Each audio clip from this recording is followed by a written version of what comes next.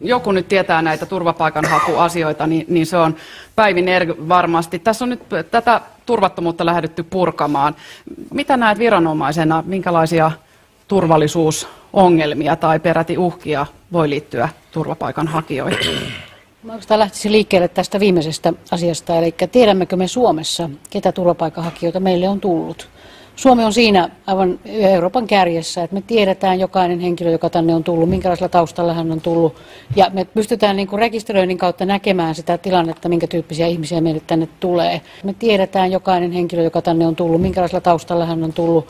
Ja me pystytään rekisteröinnin kautta näkemään sitä tilannetta, minkä tyyppisiä ihmisiä meille tänne tulee. Me tiedetään jokainen henkilö, joka tänne on tullut, minkälaisella taustalla hän on tullut. Ja me pystytään rekisteröinnin kautta näkemään sitä tilannetta, minkä tyyppisiä ihmisiä meille tänne tulee. Me tiedetään jokainen henkilö, joka tänne on tullut, minkälaisella taustalla hän on tullut. Ja me pystytään rekisteröinnin kautta näkemään sitä tilannetta, minkä tyyppisiä ihmisiä meille tänne tulee.